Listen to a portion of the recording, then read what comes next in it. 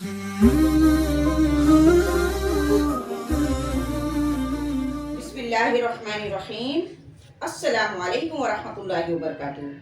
My name is Muallima Noorul Ain bint Muhammad Ibrahim and welcome back to my channel. तो students, जैसा कि आपको मालूम है कि हमने अपनी आखिरी वीडियो में सिफातुल हुरूफ का तारुफ और सिफातुल लाज़िमा मुतज़ादा का नक्शा समझा और पढ़ा था। आज की वीडियो में हम सिफातुल लाज़िमा मुतज़ादा के दूसरे जोड़े यानी शिद्दा और इक़्वा मा तफसील तवस्सुत के समझेंगे भी और साथ साथ ये सिफात होती क्या हैं और इन हुरूफ की अदायगी में क्या तरीका है इसको पढ़ेंगे। तो चलें अपनी आज की वीडियो का आगाज करते हैं। अऊज़ु बिल्लाहि मिनश शैतानिर रजीम। बिस्मिल्लाहिर्रहमानिर्रहीम। तो शुरू करते हैं अपने दूसरे जोड़े यानी शिद्दा और इक़्वा की तरफ। शिद्दा इन हुरूफ की अदायगी के वक्त, शिद्दा वो हुरूफ हैं कि इन हुरूफ की अदायगी के वक्त मखरज में आवाज़ क़ुव्वत से ठहरती है, यानी एक क़ुव्वत के साथ मखरज में आवाज़ बंद हो जाती है और इस आवाज़ में सख्ती भी पाई जाती है। इनका मजमुआ है अजीद क़तीन बकर। इनका मजमुआ क्या है? अजीद क़तीन बकर। तो आज मैं आपको हुरूफ शिद्दा के बारे में अच्छी तरह से समझाना चाहती हूँ, तमाम तर कन्फ्यूज़न को क्लियर करना चाहती हूँ। इसके अलावा ये भी बता दूँ कि इन हुरूफ को हुरूफ शिद्दा कहते हैं। तो जैसा कि मैंने आपको बताया कि शिद्दा का मजमुआ है अजीद क़तीन बकर। तो इस मजमुए में सबसे पहले हमज़ा का सख्त होना समझाती हूँ। हमज़ा का सख्त होना समझाती हूँ जब कभी भी हमज़ा साकिना से पहले कोई मुतहर्रिक हर्फ हो, कोई भी मुतहर्रिक हर्फ हो तो हमज़ा का सख्त होना यानी कि हमज़ा की आवाज़ का उसके मखरज में क़ुव्वत के साथ रुकना, फिर आवाज़ का बंद हो जाना लाजमी पाया जाएगा। मिसाल के तौर पर आप देख सकते हैं हमज़ा मुतहर्रिक के बाद हमज़ा साकिना है, तो हम इस हमज़ा मुतहर्रिक के साथ जब हमज़ा साकिना को पढ़ेंगे तो इसमें एक शिद्दत पाई जाएगी, जैसे अ इ उ। आप गौर से देखें, अ इ उ, त तूना, त तूना। आप देख सकते हैं कि इन जुमलों को पढ़ते हुए एक सख्ती पाई जा रही है। क सन, क सा, जी तू, बा बु, बी रो, यी। तो स्टूडेंट, आपने देखा कि हमज़ा साकिना को शिद्दत के साथ पढ़ी गई। हमज़ा साकिना में एक झटका पाया गया और आवाज़ में एक सख्ती मौजूद थी।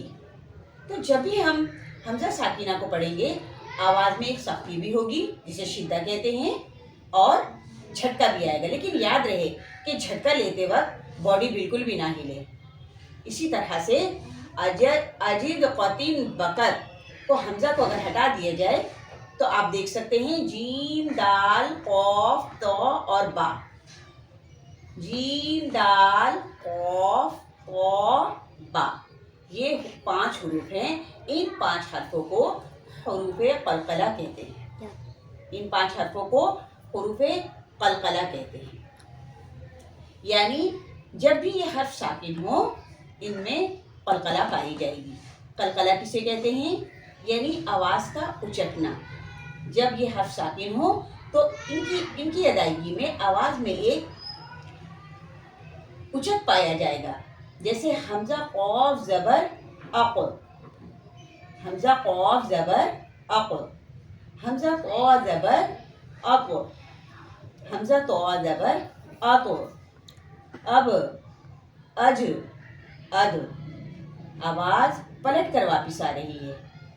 यानी हुरूफ़ क़लक़ला की ये 5 हर्फ क़ौफ, क़ौ, बा, जीम, दाल की अदायगी में आवाज़ पलट कर आती है। बिल्कुल वैसे ही जैसे आप किसी गेंद को دیوار پر مارے تو وہ وہاں رکتی نہیں بلکہ پلٹ کر واپس آتی ہے. ویسے ہی ان حروف قلقلہ کی ادائیگی میں آواز اپنے مخرج میں رک نہیں رہی بلکہ پلٹ کر واپس آ رہی ہے. اق اق اق اق اب اب اج اج اد اد. رخوت حرف کو ادا کرتے وقت جب آواز مخرج میں کمزوری کے ساتھ رکے کہ آواز تو جاری رہے اور آواز میں ایک قسم کی نرمی ہو تو یہ صفت رخوت کہلاتی ہے.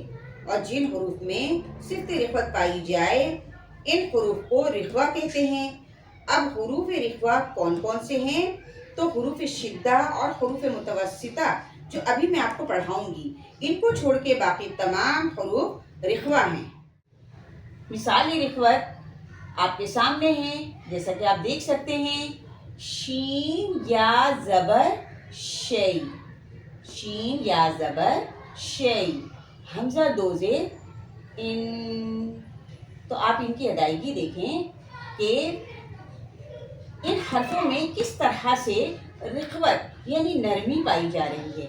شیئن شی، خوف خوف، یوم یوم، وی وو وی وو. صفت توسط، صفت توسط وہ ہے کہ جب حروف میں نہ تو پوری طرح شدت پائی جاتی ہو اور نہ ہی رخوت، یعنی کہ ان دونوں صفات کی درمیانی حالت ہو.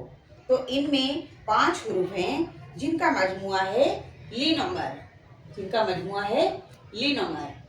ان حروف کی ادائیگی کے وقت نہ تو آواز جاری رہتی ہے نہ ہی پوری طرح بند ہوتی ہے، یعنی ادائیگی کے وقت آواز کا کچھ بند ہونا اور پھر جاری ہونا، ادائیگی کے وقت آواز کا کچھ بند ہونا اور پھر جاری ہونا. لینومر کو میں ابھی آپ کو اچھی طرح سے سمجھاتی ہوں. ایسے حروف کو متوسطہ اور بینہ بھی کہتے ہیں. تو میں آپ کو توسط کی مثال پڑھاتی ہوں. دیکھیں، الفافن الفافا، انعمت انعمت، یعلمون یعلمون، هم فیہا هم فیہا، ارحم ارحم. اب میں آخر میں آپ کو شدہ و رخوہ اور مع توسط کے اچھی طرح سے مکمل طور پر سمجھانے کی کوشش کروں گی. جیسا کہ ہم نے پڑھا شدہ، شدہ میں آواز میں شدت پائی جا رہی تھی. شدہ پڑھتے وقت ہم نے دیکھا کہ آواز میں ایک شدت یعنی مضبوطی کے ساتھ آواز اپنے مخرج میں رک رہی ہے. جیسے تون جئتو، آپ نے دیکھا کہ آواز میں شدت پائی جا رہی ہے اور حمزہ ساکنہ میں جھٹکے کی آواز بھی آ رہی ہے. ہاں، جھٹکا لگتے وقت یہ ضرور دھیان رہے کہ باڈی نہیں ہلانا ہے، بس آواز میں ایک جھٹکا ہونی چاہیے. اسی طرح سے رخوت میں آپ دیکھ لیں کہ رخوت میں آواز میں ایک نرمی پائی جا رہی ہے. شیئن، خوف، یوم، وی وو. تو نہ تو شدت ہو اور نہ ہی رخوہ، یعنی نہ ہی سختی ہو اور نہ ہی نرمی، بلکہ ان دونوں کی درمیانی حالت ہو جسے توسط کہتے ہیں. شدہ و رخوہ کی درمیانی حالت کو کیا کہتے ہیں؟ توسط، یعنی درمیانی آواز، نہ تو اس میں شدت پائی جائے اور نہ ہی بہت زیادہ نرمی پائی جائے. جیسے کہ آپ کو پہلے بھی میں نے سمجھایا ہے، ایک بار پھر سمجھا دیتی ہوں. خلاصہ کے طور پر، الفافن انعمت، یعلمون،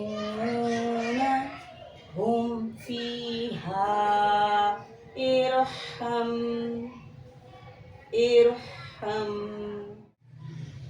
تو یہ تو تھا ہمارا آج کا سبق، جس میں ہم نے صفات لازمہ متضادہ کے دوسرے جوڑے شدت و رقوہ مع توسط کے پڑھا۔ انشاءاللہ تعالی ملیں گے نیکسٹ ویڈیو میں اور اس سلسلے کو مزید آگے بڑھائیں گے اور صفات کے بارے میں مزید جانیں گے اور سمجھیں گے۔ تب تک کے لیے اجازت دیجیے، ملتے ہیں نیکسٹ ویڈیو میں۔ کلاس کے اختتام کی دعا پڑھ لیجیے۔ اللہ حافظ۔ سبحانک اللہم و بحمدک اشہد ان لا الہ الا انت استغفرک و اتوب الیک۔ سبحان ربک رب العزت عما یصفون وسلام علی المرسلین والحمد للہ رب العالمین وصلی اللہ تعالی علی خیر خلق اجمعین برحمتک یا ارحم الراحمین، آمین یا رب العالمین۔